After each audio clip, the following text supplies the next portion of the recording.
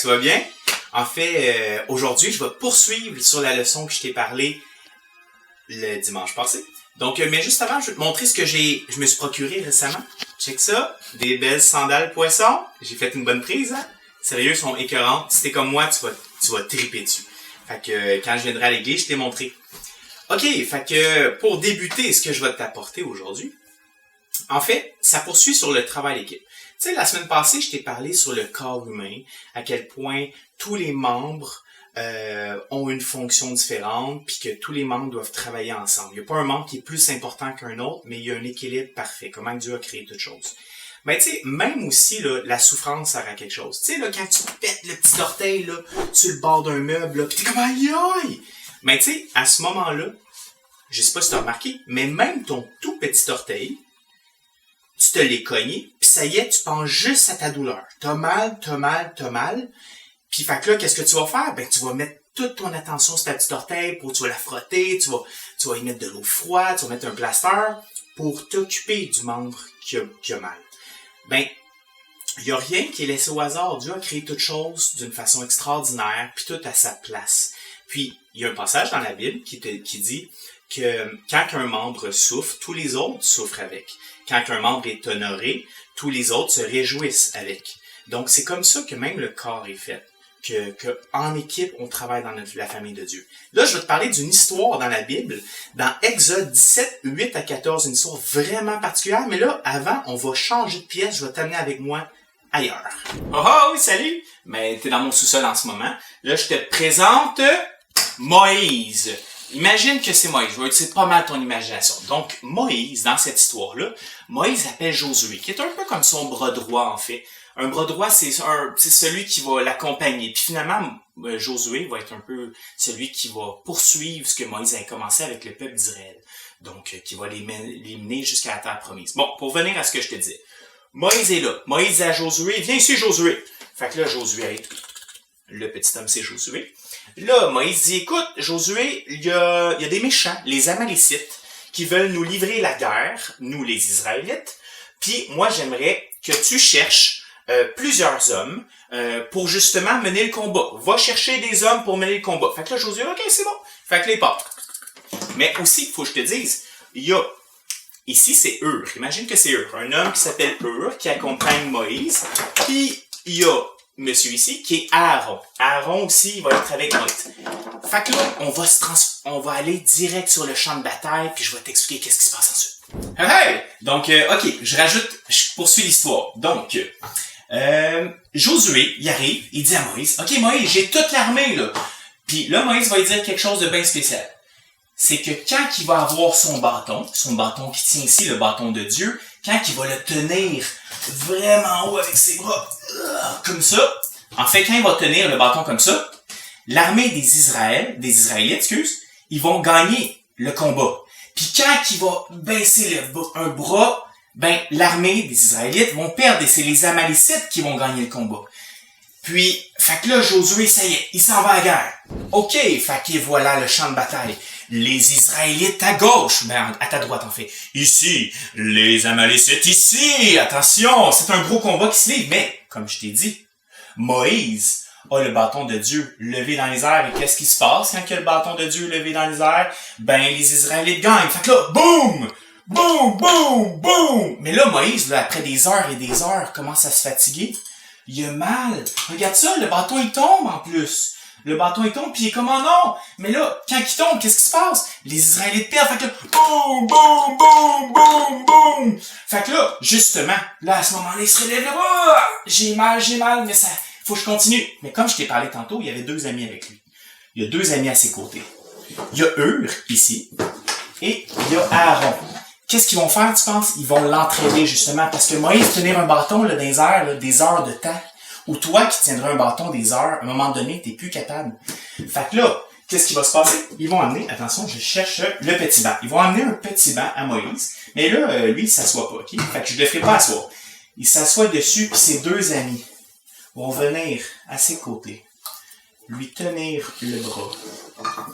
Et lui aussi va venir lui tenir le bras. Comme ça. Puis c'est comme ça qu'au final, ils vont réussir à gagner la guerre parce que ces deux amis ont aidé Moïse à tenir bon le bras dans les airs, les bras dans les airs, jusqu'à la fin.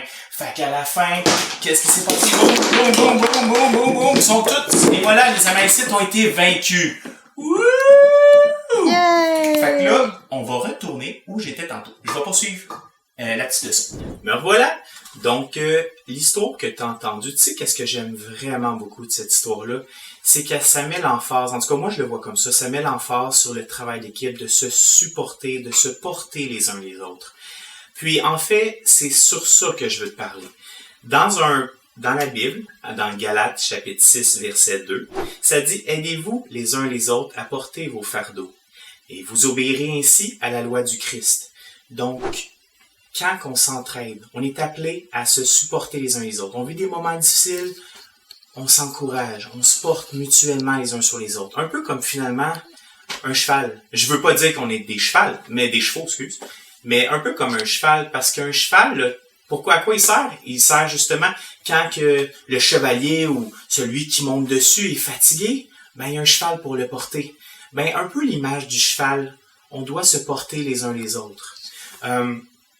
Puis justement, pour t'illustrer, tu sais, si mettons, là, où tu vois peut-être des films où un personnage tombe à terre, puis là, son ami va relever, un peu comme ici, Elsa qui tomberait à terre, puis là, que son ami, c'est comme « Ah! » Puis là, il la tient comme ça autour de son cou.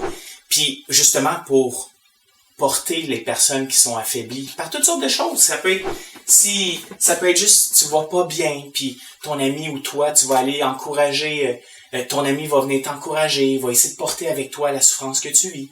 Mais dans la Bible, là, on est appelé à ça. Puis Jésus, c'est ça qu'il a fait au final avec nous. Puis tu sais, quand je dis que faut porter un peu, faut porter les souffrances les uns envers les autres, faut s'encourager, s'épauler. En fait, mais pour ça, là, pour pouvoir s'épauler, faut s'ouvrir aux autres.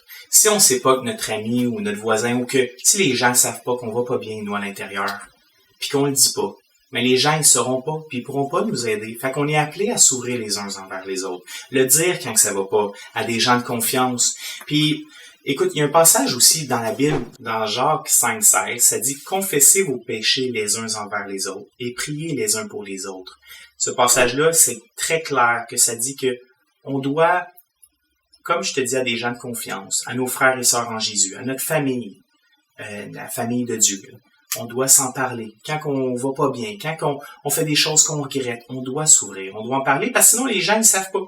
Ils savent pas, puis aussi on est appelé à prier les uns pour les autres, parce que c'est comme ça on va pouvoir s'épauler puis s'encourager, puis on n'est pas tout seul, on n'est jamais tout seul, ok?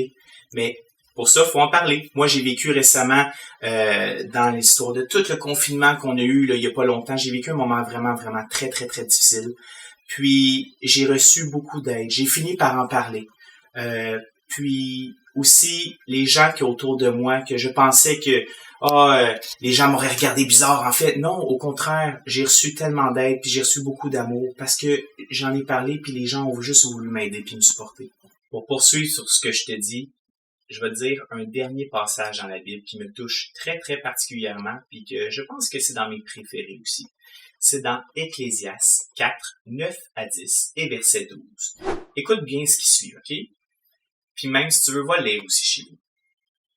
Ça dit, « Deux valent mieux qu'un, parce qu'ils retirent un bon salaire de leur travail. Car s'ils tombent, l'un relève son compagnon, mais malheur à celui qui est seul et qui tombe sans avoir un second pour le relever. Et si quelqu'un est plus fort qu'un seul, les deux peuvent lui résister, et la corde à 3 fils ne se rompt pas facilement. » Par rapport à ça, on le voit très bien quand on est en équipe, quand on s'épaule l'un et l'autre. Si quelqu'un tombe, l'autre le relève. Puis si la personne tombe par la suite, l'autre qui l'a relevé, ben l'autre va le relever. On travaille ensemble. Mais pour ça, il faut justement s'ouvrir les uns envers les autres. Puis il faut pas rester tout seul dans notre bulle puis en parler à personne.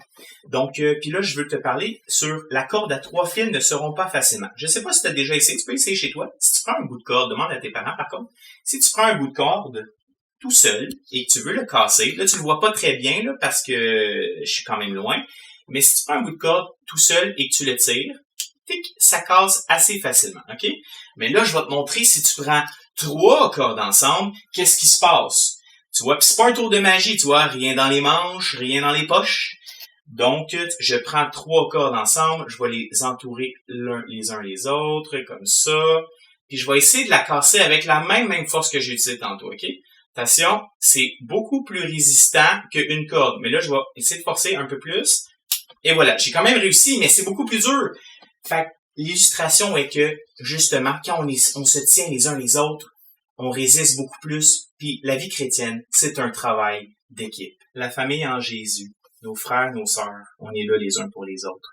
Puis pour te conclure avec tout ça, je te rappelle, on doit se supporter les uns les autres. Donc, parle-en à des gens de confiance, que les gens de confiance t'en parlent. On est là pour se solidifier les uns les autres. Et à la toute fin, je veux te remettre un petit vidéo, comme je fais dans tous les vidéos que je fais. Donc, sur mon film préféré, Le Seigneur des Anneaux, je vais rapidement t'expliquer ce qui se passe dans la scène, OK? Il y a Frodon, le personnage principal, qui a une mission très, très, très importante à accomplir pour sauver toutes les personnes qui sont là. Mais pour accomplir sa mission, il doit faire quelque chose que lui seul est capable de faire, puis à un moment donné, il va s'écraser à terre. Il sera plus capable de poursuivre son chemin. Mais il y a son meilleur ami, Sam Gamgee, qui s'appelle Sam, qui peut pas porter, il peut pas vivre la souffrance de Frodon, mais ce qu'il peut faire, il peut le porter sur ses épaules pour poursuivre la mission qu'il doit faire. Puis Sam et Frodon, là, c'est l'image parfaite de ce que je voulais t'apporter aujourd'hui, de s'épauler, de se supporter les uns les autres. Sur ce, bon visionnement et bon dimanche! Vous vous rappelez la comté, monsieur Frodon? Ce sera bientôt le printemps. Et les vergers seront en fleurs. Et les petits oiseaux feront leur nid dans les coudrais. Et on sèmera l'orge du sud dans les champs des basses-terres. Et on mangera les premières fraises à la crème. Vous vous souvenez du goût des fraises? Non, Sam. Je n'ai le souvenir d'aucune nourriture. Ni du chant de l'eau, ni de la caresse de l'herbe. Je suis nu dans les ténèbres. Il n'y a aucun voile entre moi et la roue de feu. J'arrive à le voir de mes yeux éveillés. Alors débarrassons-nous de lui. Une fois pour toutes. Allez, monsieur Frodon. Je ne peux le porter pour vous, mais je peux vous porter vous. Venez!